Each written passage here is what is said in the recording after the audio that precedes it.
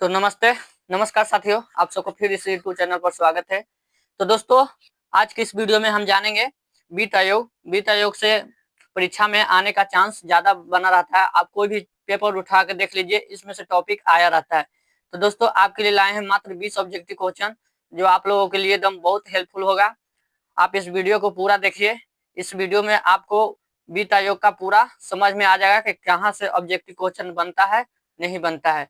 तो चलिए क्लास को शुरू किया जाता है। क्लास को शुरू करने से पहले अगर चैनल पर नए हैं तो चैनल को सब्सक्राइब और लाइक करिए, और खासकर टेलीग्राम चैनल पर जुड़ जाइए। वहां पे आप लोगों को से क्या होता है कि मैं आपको वहां पे पीडीएफ डालते रहता हूँ, तो जुड़ जाइए। Thank you. चलिए जुड़ जाइए।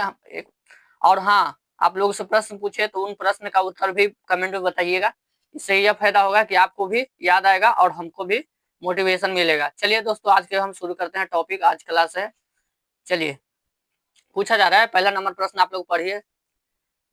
चलिए पहले पढ़िए यहाँ पे, भारत में प्रथम वित्त आयोग का गठन कब हुआ था दोस्तों? ऑप्शन नंबर ए में है 1949, ऑप्शन नंबर बी में है 1950, ऑप्शन नंबर सी में है 1991, ऑप्शन नंबर डी में 1992। चलिए दोस्तों, आपके सामने चार ऑप्शन है। अगर उत्तर बता सकते हैं तो बताइए। चलिए बताइए, आप लोग उत्तर बता सकते हैं बताइए। आपके दिए मात्र 5 सेकंड के टाइम। अगर बता सकते हैं तो बताइए उत्तर। चलिए, तो दोस्तों बता दें, भारत में प्रथम वित्त आयोग का गठन कब हुआ था? तो दोस्तों 1951 में हुआ था, यानी कि राइट आंसर ऑप्शन नंबर आपका सी, ये 1951 में गठन हुआ था भारत के वित्त आयोग। चलिए आगे चलते हैं हम लोग। चलिए दोस्तों, आगे आपके सामने वित्त आयोग का गठन कौन करता है? चलिए, वित्त आयोग फाइनेंस कमीशन का गठन कौन करता है? ऑप्शन ए में प्रधानमंत्री, ऑप्शन बी में राष्ट्रपति, ऑप्शन सी में लोकसभा के अध्यक्ष, ऑप्शन डी में है संसद। चलिए दोस्तों बताइए, वित्त आयोग का गठन कौन करता है? चलिए, वित्त आयोग का गठन कौन करता है? आपको मात्र 5 सेकंड का टाइम दे हैं। अगर उत्तर बता सकते हैं तो बताइए। इस प्रश्न का अगर इस वीडियो में अगर सभी को सही कर दिए तो आपका तैयारी बहुत बेहतरीन है, इसलिए आप कदम। और हाँ, चैप्टर बाय चैप्टर आपके लिए यहाँ पे इस प्लेटफॉर्म पर करवा दिए हैं। प्रैक्टिस सेट आप जाके कर सकते हैं। खासकर यूपीएससी बीपीएससी वाले लोग जितने भी हैं तैयारी करने वाला है उनके लिए, और मोस्ट इंपॉर्टेंट है उनमें हम पीवाईक्यू लाए हैं आपके लिए। चलिए, पिछले पूछे गए प्रश्न उनमें शामिल किए हैं। चलिए, तो दोस्तों ये बता दें, भारत के वित्त आयोग का गठन कौन करता है? तो दोस्तों आपका राष्ट्रपति करते हैं। ऑप्शन नंबर आपका बी राइट आंसर है। चलिए आगे आगे बढ़ते हैं हम लोग। अच्छा, यहाँ पे देखिए दोस्तों, आपसे तीसरा नंबर प्रश्न पूछा जा रहा है। संविधान के किस अनुच्छेद के अंतर्गत वित्त आयोग का प्रावधान किया जाता है, यानी वित्त आयोग का गठन किया जाता है? चलिए, आपके पास चार ऑप्शन है। अनुच्छेद 280, ऑप्शन नंबर बी अनुच्छेद 324, ऑप्शन नंबर सी अनुच्छेद 368, ऑप्शन नंबर डी अनुच्छेद 360। चलिए दोस्तों, आपको दिया मात्र 5 सेकंड का टाइम। अगर उत्तर जानते हैं तो आप लोग बताइए कमेंट के माध्यम से। संविधान के किस अनुच्छेद के अंतर्गत वित्त आयोग का प्रावधान या गठन किया जाता है, बताइए। चलिए, तो दोस्तों इसका राइट आंसर है ऑप्शन नंबर आपका ए, यानी कि 280 के अंतर्गत वित्त आयोग का गठन किया जाता है और वर्णन किया जाता है। चलिए, आशा करता हूँ आप लोगों को पूरा समझ में आ रहा होगा। अभी तक चैनल पर नए हैं, बाकी सब्सक्राइब नहीं किए हैं तो कर लीजिए। इससे होगा ये फायदा, आपको जब भी मैं वीडियो अपलोड करूंगा आपके पास पहुंच जाएगा। चलिए, नोटिफिकेशन वाला ऑल कर लीजिएगा। चलिए, यहाँ पे आप लोग देखिए, चौथा नंबर प्रश्न पढ़ने का कोशिश करिए।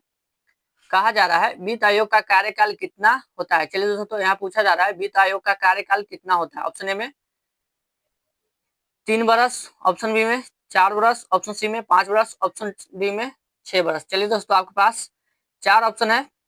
वित्त आयोग का कार्यकाल बताइए। आपको दिया मात्र 5 सेकंड का टाइम। चलिए आंसर बताइए कमेंट में।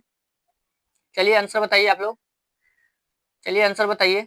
तो दोस्तों ये बता दें, वित्त आयोग का कार्यकाल ऑप्शन नंबर आपका बी सी, यानी 5 वर्ष होता है दोस्तों उनका कार्यकाल। जैसे लोकसभा के अध्यक्ष का 5 वर्ष होता है, वैसे ही वित्त आयोग का कार्यकाल भी होता है 5 वर्ष। चलिए दोस्तों, यहाँ पे आ गया आपका 5वां नंबर प्रश्न। पहले 5वां नंबर प्रश्न आप लोग पढ़िए। निम्न में से कौन सा वित्त आयोग का कार्य नहीं करता है, यानी निम्न में से कौन सा है जो वित्त आयोग के कार्य में शामिल नहीं है? ऑप्शन है राज्यों का कर का बंटवारा, ऑप्शन बी में योजना का निर्माण, ऑप्शन सी में है अनुदानों को सिफारिश, ऑप्शन डी में है वित्तीय अनुशासन पर सुझाव। चलिए बताइए, आपको दिए मात्र 5 सेकंड का टाइम। कमेंट में इसका उत्तर बताना है। चलिए आंसर बताइए। अगर जान रहे हैं, तैयारी अगर आपका खूब बढ़िया हो गया है तो आप लोग इस प्रश्न को आप लोग सही कर सकते हैं। चलिए तो बता दें, इसका राइट आंसर है ऑप्शन नंबर बी, यानी योजना का निर्माण। ये वित्त आयोग में नहीं आता है। योजना आयोग तो अलग आता है, लेकिन राज्यों का कार्य का बंटवारा वित्त आयोग करते हैं। अनुदानों की सिफारिश वित्त आयोग करते हैं। वित्तीय अनुशासन पर सुझाव देते हैं कौन? तो वित्त आयोग। चलिए चलिए आगे हम लोग बढ़ते हैं और छठा नंबर प्रश्न आपके सामने हाजिर हो गया। वित्त आयोग एक क्या है? चलिए दोस्तों, आपसे पूछा जा रहा है वित्त आयोग है फाइनेंस कमीशन क्या है, ये क्या है? ऑप्शन ए में है विधायी निकाय है, ऑप्शन सी में कार्यपालिका निकाय है, ऑप्शन सी में न्यायिक निकाय है, ऑप्शन डी में संवैधानिक निकाय है। चलिए वित्त आयोग क्या है, आप प्रश्न का उत्तर बताइए। चलिए 5 सेकंड का आप लोगों को टाइम दिए हैं। चलिए इस प्रश्न का उत्तर बताइए कमेंट में। और हाँ, जितना भी आप कमेंट्स अपना प्रश्न सही करते हैं, उन प्रश्न को लास्ट बजे आपको कमेंट में बताना है।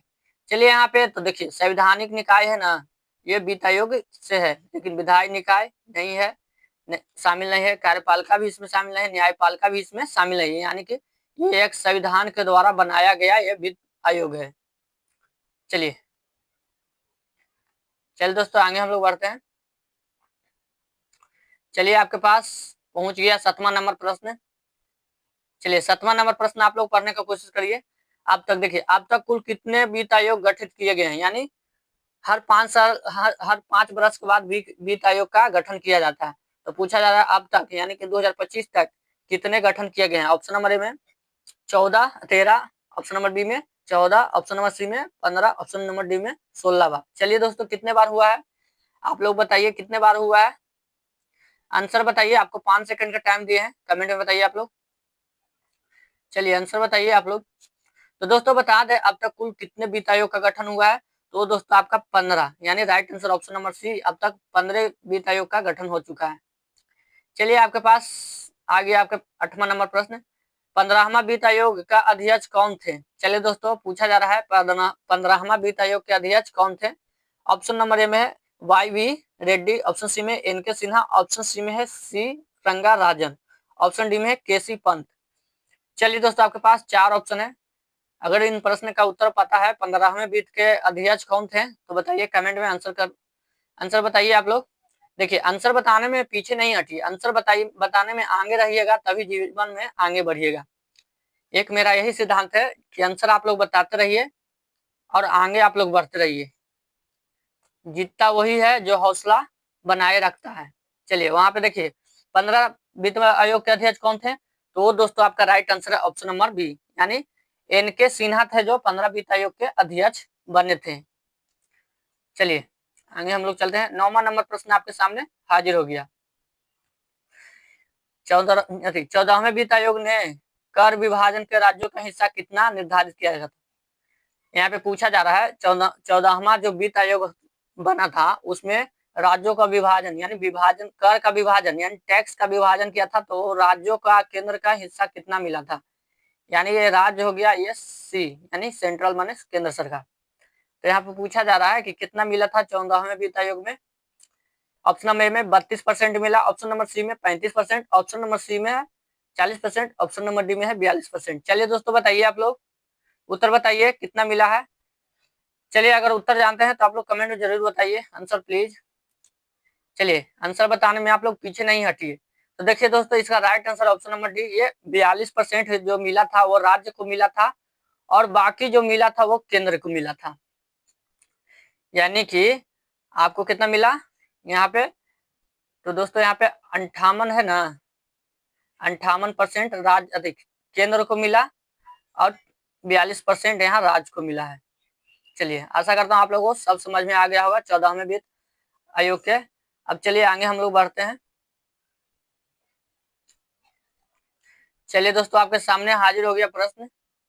चलिए यहाँ पे पूछा जा रहा है 15वें वित्त आयोग ने करों का राज्य का हिस्सा कितना। चलिए दोस्तों, 14 वित्त का आयोग था, अब ये आ गया 15वें वित्त आयोग के। तो पूछा जा रहा है राज्य और केंद्रों के बीच कितना करों का बंटवारा हुआ। चलिए दोस्तों, ये राज्य है, ये केंद्र है, चलिए सेंट्रल। चलिए आंसर बताइए। ऑप्शन नंबर ए में है 41%, ऑप्शन नंबर बी में है 42%, ऑप्शन नंबर सी में है 43%, ऑप्शन नंबर डी में है 40%। चलिए आपके सामने टॉपिक हाजिर है, यानी ऑब्जेक्टिव ऑप्शन आपके सामने हाजिर है। आप लोग आंसर बताने का कोशिश करिए। चलिए बताइए। चलिए दोस्तों बताइए। तो ये देखिए 15वें वित्त आयोग ने राज्यों का कितना हिस्सा मिला है। तो दोस्तों इसका राइट आंसर है ऑप्शन नंबर ए, यानी 41% राज्यों का हिस्सा मिला है और 59% केंद्र सरकार को मिला है। चलिए आगे बढ़ते हैं हम लोग। चलिए यहाँ पे पूछा जा रहा है 11 नंबर प्रश्न, वित्त आयोग की सिफारिश। चलिए दोस्तों वित्त आयोग सिफारिश कर सकते हैं, किनसे सिफारिश कर सकते हैं बताइए। तो जो वित्त आयोग के अध्यक्ष हैं क्या देख सकते हैं, क्या सिफारिश कर सकते हैं, आपके पास यही पूछा जा रहा है। ऑप्शन में बाध्यकारी होते हैं, ऑप्शन सी में केवल सलाह देते हैं, सलाह होती है, ऑप्शन सी में न्यायिक आदेश होती है, ऑप्शन डी में संवैधानिक निर्देश होती है। चलिए वित्त आयोग की सिफारिश से वो सिफारिशें क्या कर सकती है राष्ट्रपति से, बोलिए। चलिए आपके पास 5 सेकंड का टाइम देते हैं, अगर जानते हैं तो कमेंट में आंसर बताइए। चलिए तो दोस्तों ये आपका देखिए वित्त आयोग की सिफारिशें खाली केवल सलाह होती है, यानी केवल सलाह दे सकती है, इनका कोई रोल नहीं होता है। चलिए आगे बढ़ते हैं हम लोग। 12 नंबर प्रश्न आप लोग पढ़ने की कोशिश करिए। वित्त आयोग में कुल कितने सदस्य होते हैं, यहाँ पे पूछा जा रहा है दोस्तों वित्त आयोग में कितने कुल सदस्य होते हैं। ऑप्शन नंबर ए में 3, ऑप्शन नंबर बी में 4, ऑप्शन नंबर सी में 5, ऑप्शन नंबर डी में 6। चलिए दोस्तों आप लोग बताइए, आपको दिए मात्र 5 सेकंड का टाइम। चलिए आंसर बताइए आप लोग, वित्त आयोग में कुल कितने सदस्य होते हैं।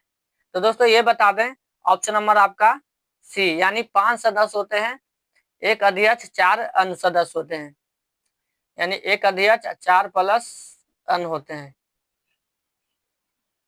चलिए दोस्तों आगे बढ़ते हैं हम लोग। आशा करता हूँ आप लोगों को पूरा समझ में आ रहा होगा। अभी तक चैनल पर नए हैं, चैनल को अभी तक नहीं सब्सक्राइब किए हैं तो कर लीजिए। चलिए दोस्तों आगे आपके सामने 13 नंबर प्रश्न है। 13 नंबर प्रश्न आपके सामने हाजिर हो गया। संविधान के किस अनुच्छेद में राष्ट्रपति को यह अधिकार दिया गया है कि वह समय समय पर वित्त आयोग के गठित करें। यहाँ पे पूछा जा रहा है संविधान के किस अनुच्छेद के में राष्ट्रपति को यह अधिकार दिया गया है कि समय समय पर वो वित्त आयोग का गठन करें। ऑप्शन में 270, ऑप्शन बी में 275, ऑप्शन सी में है 280, ऑप्शन नंबर डी में 282। चलिए ये राष्ट्रपति का ये अधिकार मिला है कि समय समय पर वित्त आयोग का गठन कर सके। बताइए इनमें से कौन आंसर है, चलिए बताइए। चलिए आपको दिए मात्र 5 सेकंड का टाइम। चलिए प्रश्न का उत्तर बताइए कमेंट में। तो देखिए दोस्तों इसका राइट आंसर है, ये दिया गया है ऑप्शन नंबर सी, यानी 280 अनुच्छेद 280 के अंतर्गत राष्ट्रपति को यह अधिकार दिया गया है कि वो समय समय पर अपना वित्त आयोग गठन कर सके। चलिए आगे बढ़ते हैं हम लोग। चलिए निम्नलिखित में से कौन एक वित्त आयोग के सदस्य हो सकते हैं। चलिए दोस्तों पूछा जा रहा है निम्नलिखित में से कौन एक वित्त आयोग के सदस्य हो सकते हैं। ऑप्शन ए में संसद के सदस्य, ऑप्शन बी में राज्यपाल, ऑप्शन डी में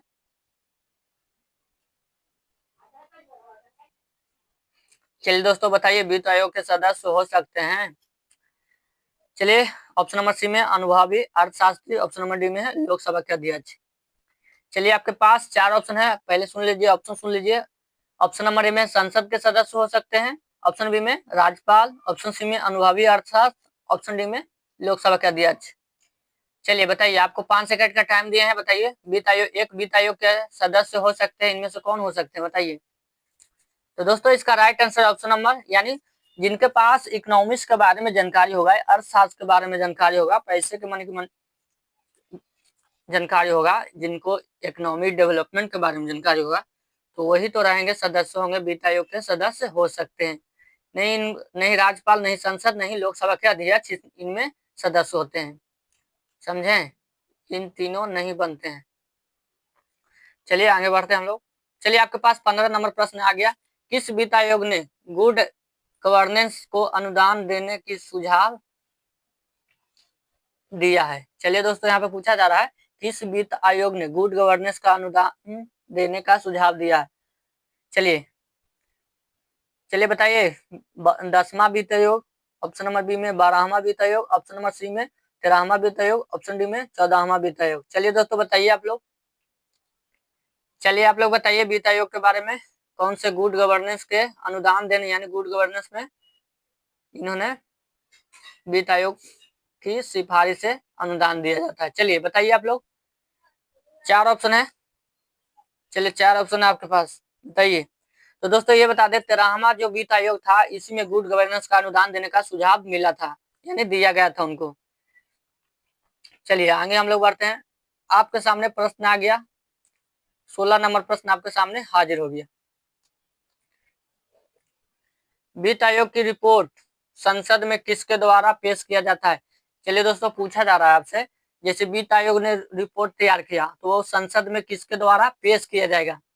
ऑप्शन ए में प्रधानमंत्री द्वारा, ऑप्शन बी में राष्ट्रपति द्वारा, ऑप्शन सी में वित्त मंत्री द्वारा, ऑप्शन डी में लोकसभा के अध्यक्ष द्वारा। चलिए बताइए, चलिए आपको 5 सेकंड का टाइम देते हैं हम, कमेंट में आंसर बताइए। चलिए दोस्तों बताइए आप लोग, जल्दी बताइए जल्दी, शुष्क नहीं बनिए, हिम्मत जुटाइए और कमेंट में आंसर बताइए।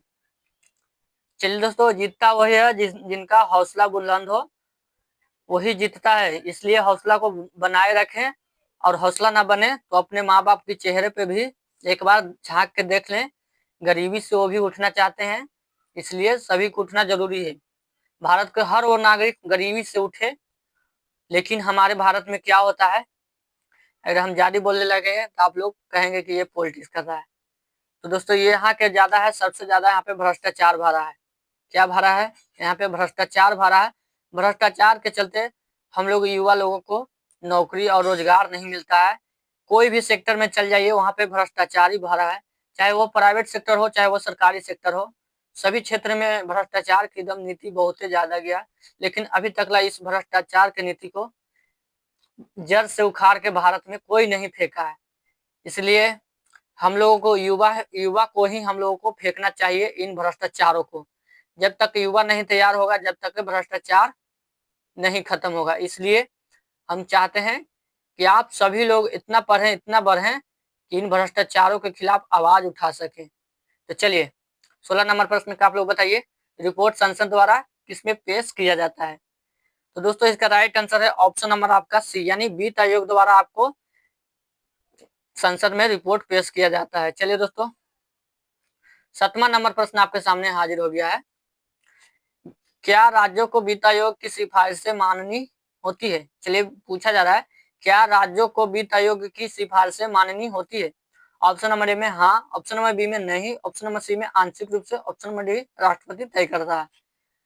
चलिए बताइए आप लोग, अगर उत्तर पता है तो आप लोग बताइए, वित्त आयोग की सिफारिश से माननी होती है, राज्यों को मानना है, वित्त आयोग जो सिफारिश करेंगे उनको राज्य को मानना पड़ेगा। बताइए मानेंगे कि नहीं मानेंगे, कि आंशिक रूप से कि राष्ट्रपति की तय करता है। चलिए दोस्तों बताइए, तो ये बता दें नहीं मानेंगे, क्या राज्यों को वित्त आयोग की सिफारिश माननी नहीं होती है, केवल केंद्र सरकार ही या आंशिक रूप से तय करता है, या राष्ट्रपति को इनको मानना पड़े, इसलिए राज्यों को लिए नहीं मानते हैं वित्त आयोग। किनके लिए मांगते हैं, केंद्र सरकार और राष्ट्रपति और आंशिक रूप से, जो आंशिक रूप से पिछड़े हुए वर्ग हैं उनको लिए सिफारिशें मानते हैं वित्त आयोग। चलिए दोस्तों आपके पास आ गया 18 नंबर प्रश्न, पूछा जा रहा है वित्त आयोग किनके बीच वित्तीय संबंध तय करता है। यहाँ पे पूछा जा रहा है वित्त आयोग है ना जो किनके बीच वित्तीय संबंध का बनाए रखता है। ऑप्शन नंबर ए में राज्यों और नगर पालिकाओं के बीच, ऑप्शन नंबर बी में केंद्र और संसद के बीच, ऑप्शन नंबर सी में है केंद्र और राज्यों के बीच, ऑप्शन नंबर डी में राज्यों और जिलों के बीच। चलिए बताइए आंसर बताइए, किनके बीच ये संबंध बनाने का कोशिश करते हैं, कौन से वो 2 व्यक्ति हैं जिनके बारे में ये जोड़ते हैं। चलिए दोस्तों बताइए, तो दोस्तों इसका राइट आंसर है ऑप्शन नंबर आपका सी, यानी केंद्र और राज्यों के बीच ही वित्तीय आयोग संबंध बनाते हैं, जैसे कर बंटवारा करके। चलिए आशा करता हूँ आप लोगों को पूरा समझ में आ रहा होगा। चलिए दोस्तों आपके पास आ गया है प्रश्न, 19 नंबर प्रश्न आपके सामने हाजिर हो गया है। आप लोग प्रश्न का पहले पढ़िए, यहाँ पे पहले पढ़िए आप लोग, यहाँ पे अनुदान एंड यानी ग्रांट्स एंड एड की सिफारिश किसके द्वारा किया गया था। चलिए दोस्तों अनुदान देने के लिए किसके द्वारा सिफारिश किया गया था? ऑप्शन नंबर ए योजना आयोग, ऑप्शन नंबर बी वित्त आयोग, ऑप्शन नंबर सी राष्ट्रपति, ऑप्शन नंबर डी राज्यपाल। चलिए, अनुदान देने के लिए कोई भी माने कि वैसा क्षेत्र है जो सबसे गरीबी है और वहां पे वित्त आयोग की सिफारिश चाहिए या अनुदान चाहिए, कौन करवा सकते हैं बताइए, किसके द्वारा हुआ था प्रस्तुत? तो दोस्तों इसका राइट आंसर है ऑप्शन नंबर बी, यानी वित्त आयोग द्वारा ही अनुदान यानी ग्रांट्स एंड एड का सिफारिश के द्वारा वित्त आयोग ने किया था। चलिए दोस्तों आगे बढ़ते हैं हम लोग, और आगे बढ़ने से पहले आप लोगों से एक काम है, हमें इस प्रश्न को आप लोगों को होमवर्क के लिए दे रहे हैं। क्या है कि आप लोग वीडियो देखते हैं बाकी होमवर्क नहीं अपने घर पे बनाते हैं, या अभी होमवर्क बनाइए। और यहाँ पे पूछा जा रहा है 20वां नंबर प्रश्न आपसे पूछा जा रहा है, निम्नलिखित में से कौन सा वित्त आयोग का गठन की प्रक्रिया नहीं है? कौन है जो वित्त आयोग में गठन की प्रक्रिया में नहीं रहता है शामिल, बताइए। 4 ऑप्शन है, इनको HW में आप लोगों को बताना है कमेंट के माध्यम से। और हाँ, जाते जाते आप लोगों से निवेदन है कि आप लोग अगर अभी तक चैनल पर नए हैं, चैनल को सब्सक्राइब नहीं किए हैं तो सब्सक्राइब कर लीजिए और लाइक कर दीजिए, और शेयर नहीं किए हैं तो कर दीजिए। क्या होगा कि शेयर करने से, शेयर करिएगा उनको भी जिन पढ़ने में अच्छे खासे हैं, उनको लाभ उठा पाए कि यहाँ पे चैप्टर बाय चैप्टर आपको प्रैक्टिस दिया जाता है। यूट्यूब पर कन्हू आप जाकर देख सकते हैं, chapter by chapter practice sheet नहीं दिया गया, इसलिए आपको लिए लाए हैं सिर्फ हम चैप्टर बाय चैप्टर ही। चलिए, धन्यवाद दोस्तों, थैंक यू।